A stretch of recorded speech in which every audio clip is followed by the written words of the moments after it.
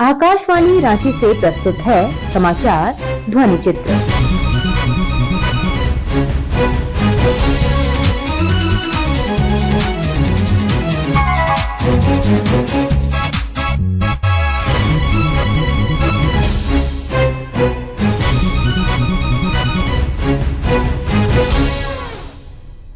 इस अंक में मन की बात, राष्ट्रीय खेल दिवस और झारखंड कैबिनेट बैठक।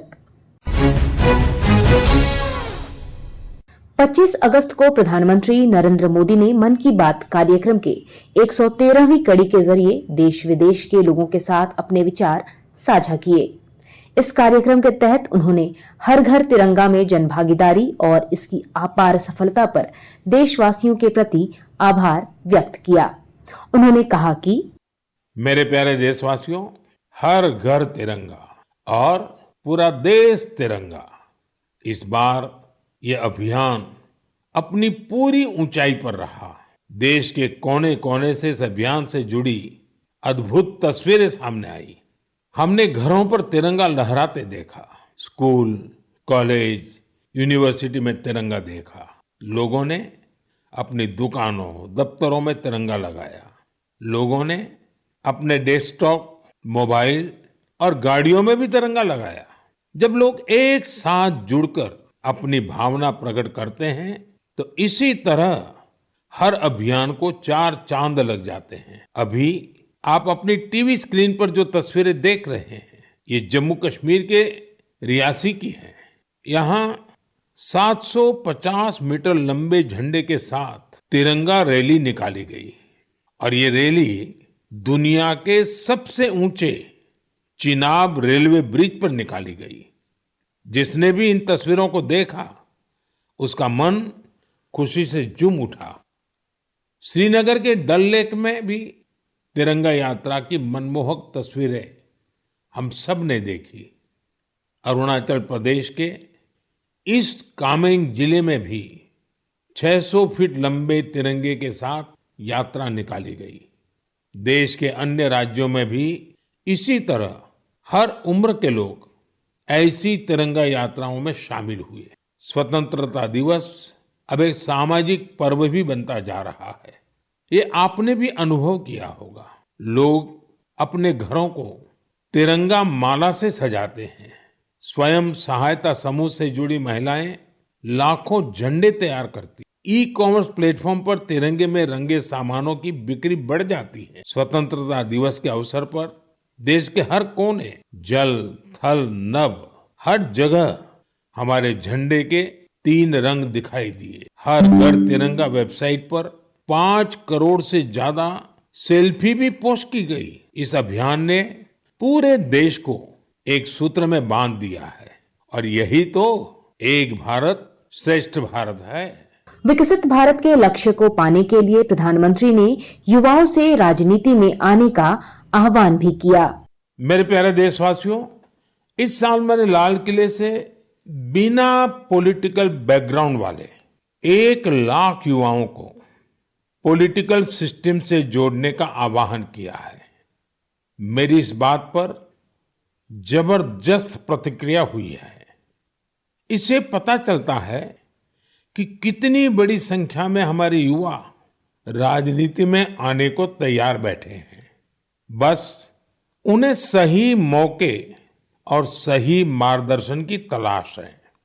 इस विषय पर मुझे देश भर के युवाओं के पत्र भी मिले हैं। सोशल मीडिया पर भी जबरदस्त रिस्पांस मिल रहा है। लोगों ने मुझे कई तरह के सुझाव भी भेजे हैं।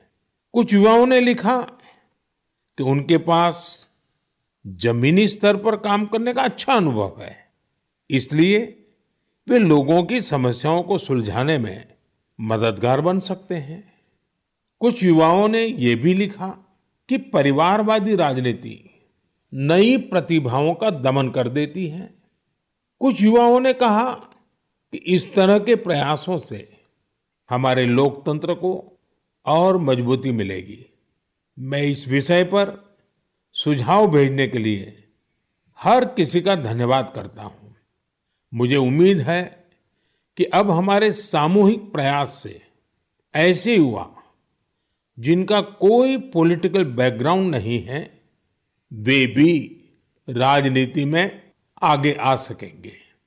उनका अनुभव और उनका जोश देश के काम आएगा।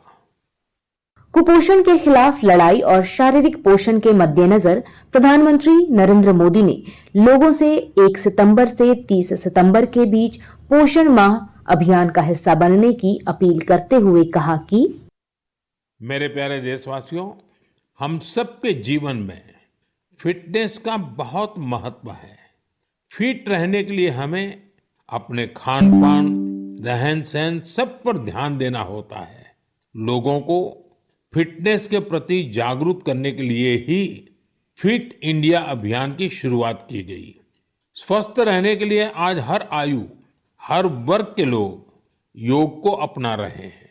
लोग अपनी थाली में अब सुपर फूड मिलेट्स यानी श्री अन्न को जगह देने लगे हैं।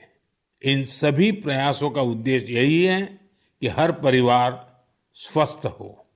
बच्चों का न्यूट्रिशन देश की प्राथमिकता है। वैसे तो उनके पोषण पर पूरे साल हमारा ध्यान रहता है, लेकिन 1 महीना देश इस पर विशेष फोकस करता है। इसके लिए हर साल 1 सितंबर से 30 सितंबर के बीच पोषण माह मनाया जाता है। पोषण को लेकर लोगों को जागरूक बनाने के लिए पोषण मेला, एनीमिया शिविर, नवजात शिशुओं के घर की विजिट, सेमिनार, वेबिनार जैसे कई तरीके अपनाए जाते हैं।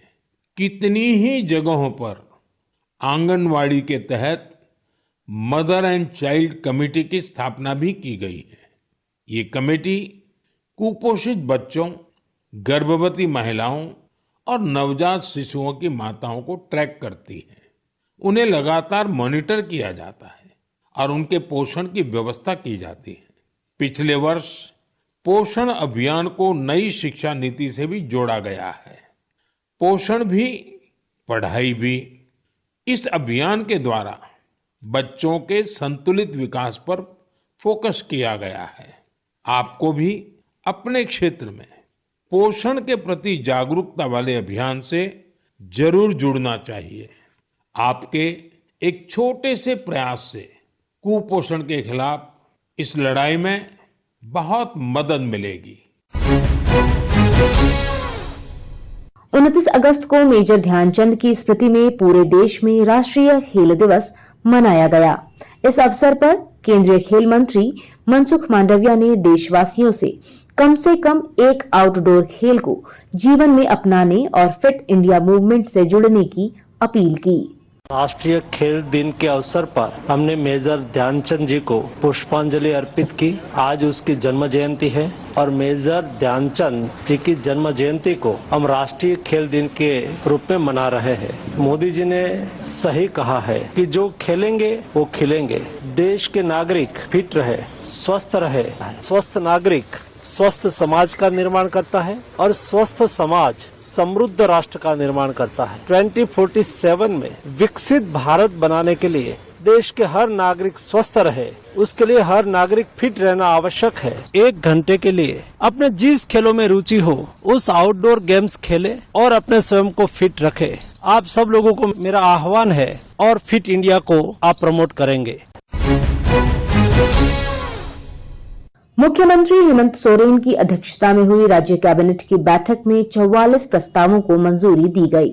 इस संबंध में मंत्रिमंडलीय सचिव वंदना डाडेल ने जानकारी देते हुए बताया कि छात्र बल में वृद्धि के संबंध में इसके तहत कुल 139 आवासीय विद्यालय, 81 अनुसूचित जनजाति के लिए और 20 जो हमारे अनुसूचित जाति के लिए संचालित हैं, उसमें चरणबद्ध तरीके से छात्र बल की वृद्धि का प्रस्ताव है। प्रस्ताव संख्या 2 कल्याण विभाग से झारखंड राज्य के अल्पसंख्यक छात्र छात्राओं के लिए 6 इकाई आवासीय विद्यालयों के निर्माण एवं 7 विद्यालयों के संचालन की स्वीकृति से संबंधित निर्गत संकल्प को संशोधित करने के संबंध में।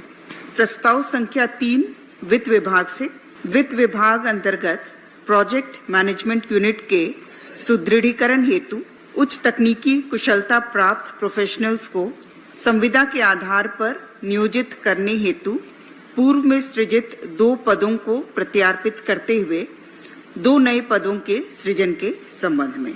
इसके तहत प्रोग्राम डायरेक्टर और एडिशनल प्रोग्राम डायरेक्टर के 2 पद सृजित किए जा रहे हैं। प्रस्ताव संख्या 4 वित्त विभाग से वित्तीय वर्ष 2024-25 के प्रथम अनुपूरक व्यय विवरणी की घटनोत्तर स्वीकृति।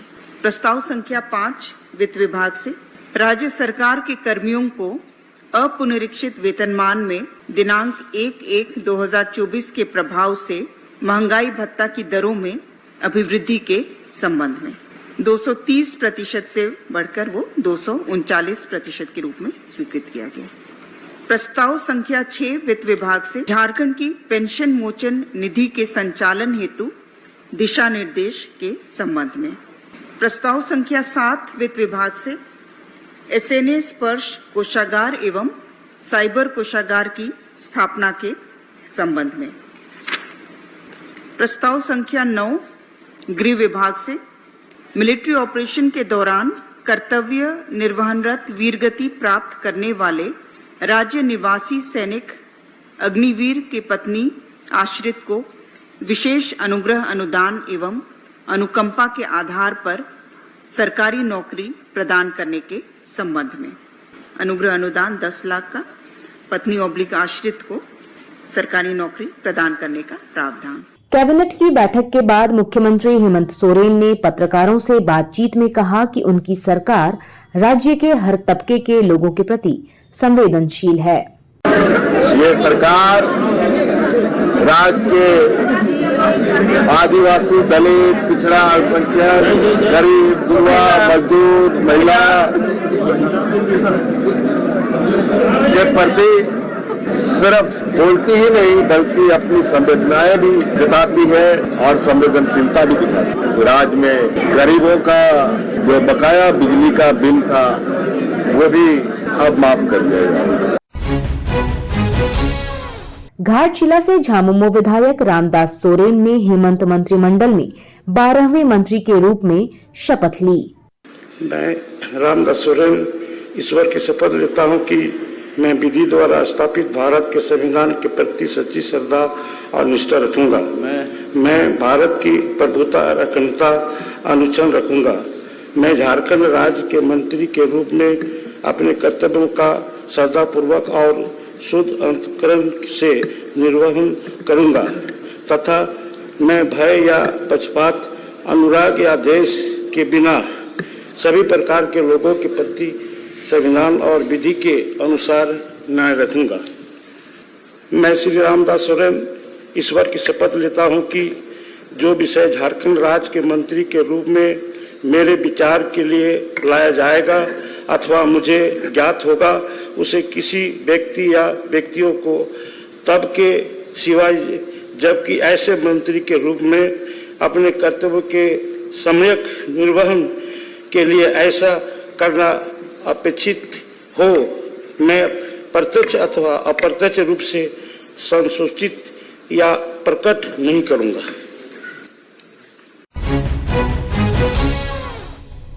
और इसके साथ ही आकाशवाणी रांची के समाचार सेवा प्रभाग द्वारा समाचार ध्वनि चित्र का आज का संस्करण समाप्त हुआ। यह कार्यक्रम प्रत्येक शनिवार रात्रि 7:45 बजे प्रसारित किया जाता है। संपादक कृष्ण कुमार लाल, प्रस्तुतकर्ता और प्रवक्ता कामिनी।